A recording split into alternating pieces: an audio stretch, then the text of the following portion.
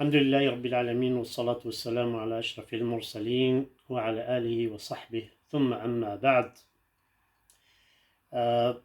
Some sisters asked about taking the tablets in Ramadan to prevent the menses. Is this permissible or not permissible? Actually, some scholars they mention that in the time of the Salaf they used to use an extract from al-arak, the tree of arak that we use in salat to prevent the haid so that they can carry on doing their umrah or hajj. I haven't seen anyone who spoke about an issue which is important in Sharia to rely on as an evidence. This issue is the issue of cause. The cause could be natural cause. For instance, we pray when we see the sun in the middle of the sky, or slightly after being in the middle of the sky. At the same time, at the sunset, we need to pray Salatul Maghrib. This cause is natural cause made by Allah. No one can interfere to change it. However, there are some other causes which could be manipulated by men. Those causes, for instance, taking tablets during the month of Ramadan to prevent the menses.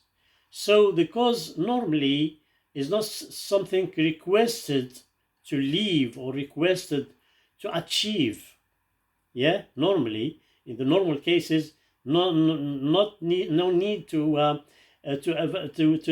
avoid or to achieve at the same time. But some causes you are allowed to achieve them as long as they don't lead really to prohibition, to haram things. Among those, for the example, now is the issue of taking tablets. So taking tablets, it could be understood as a kind of taking tablets as a medicine. So it is permissible to act upon this cause and to use it. So it will explain that we can still use those tablets, with the condition that those tablets should not cause any serious harm. If it causes serious harm, it means it's haram.